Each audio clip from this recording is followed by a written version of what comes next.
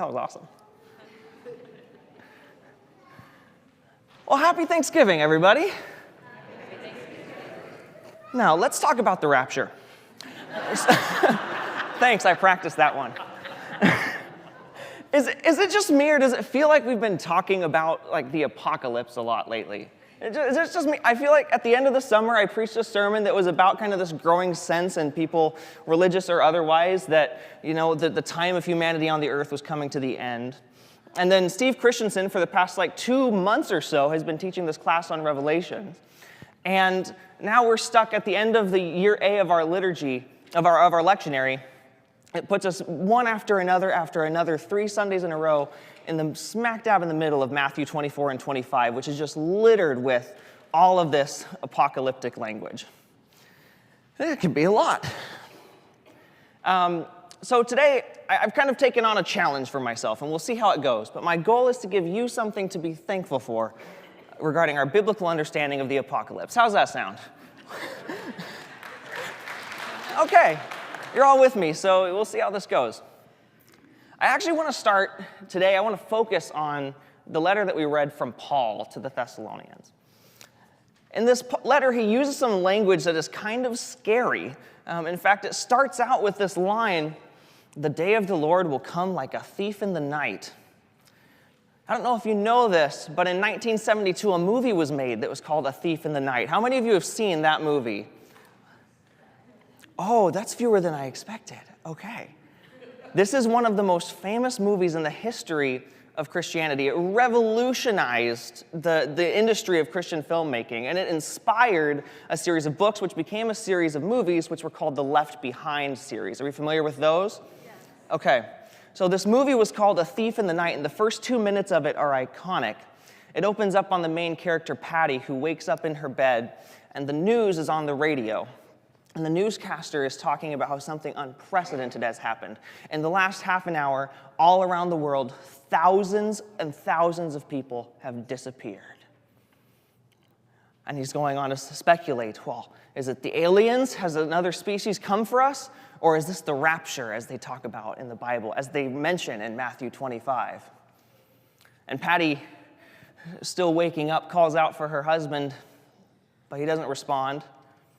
She gets nervous, and she gets up, and she walks to the bathroom, and in the bathroom, she finds the razor is plugged into the wall, and it's still buzzing in the sink, but her husband is nowhere to be found.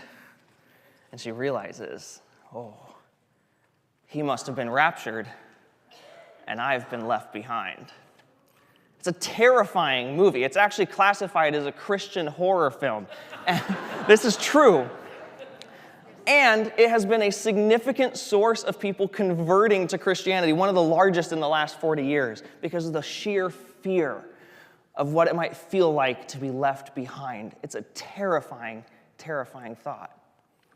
And there are tons of people who are still recovering from the trauma of this way of thinking about the apocalypse or the rapture. Living, growing up in fear that at any moment, we don't know the day or the hour, at any moment, like a thief in the night, Christ could come and your loved ones could go up to heaven with him and you might be left behind if your faith wasn't right or if you didn't say the right prayer or so on and so forth. And Paul in this letter, he talks about being awake and not being asleep, because in the movie, Patty was literally asleep when her husband was taken. And she was left behind. So it's scary stuff. But I think in order to get a better sense of what Paul might actually be talking about in this letter to the Thessalonians, we need to understand the phrase he uses before the thief in the night bit, where he talks about the day of the Lord.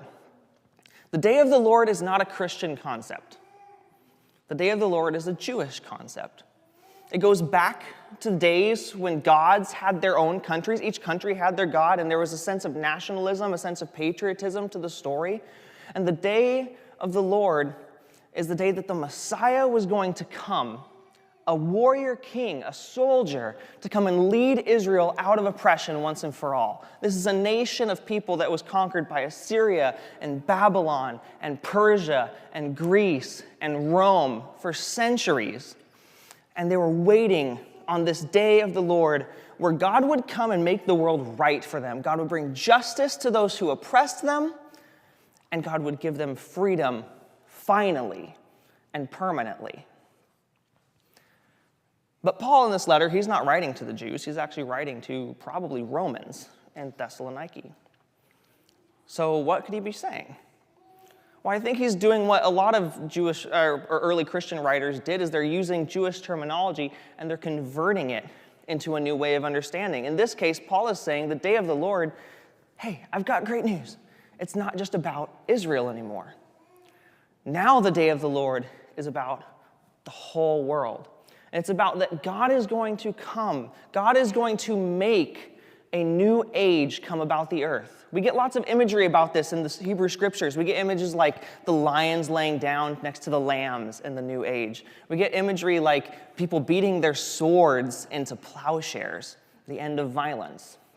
All right? And Paul is saying to the whole world, through the Messiah who is Jesus now, there is an entirely new era that is going to be ushered in. And the good news that Paul is saying gets even better than that too.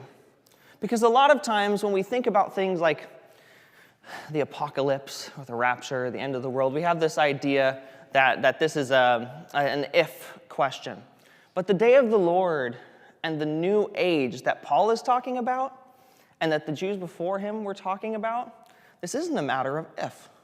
This is a matter of when. They have learned throughout their history and throughout their scripture that this is what God does, is God shows up on behalf of the oppressed. God shows up when there is injustice and makes it right, and they are counting on, not hoping for, they are counting on that God is going to come and do this. And now Paul is saying, God is going to come and do this for the entire world. This is great news. And I think, potentially, even a little bit better news than that, which is I have an inkling, I have a wondering that maybe the beginning of this new age has already begun. You sound kind of crazy. I'm not talking about the end of the world. I'm talking about the beginning of one. I'm not talking about the end. I'm talking about the beginning. I think something might already be happening. Let's just think for a second about the last 200 years that we have all lived in. Think about all that has happened, right? Think about women's rights. Think about suffrage. Think about the expansions of gender equality that have happened in the last 200 years that completely counteracted things that happened for millennia before that. Think about the way that we've started to deal with sexual violence. Think about the abolition of slavery in America, the complete shutdown of the African slave trade. What about the civil rights movement and how we've fought for racial equality, not just in America, but in all sorts of countries around the world? What about the number of countries around the world where people have a say in who leads them in their government now?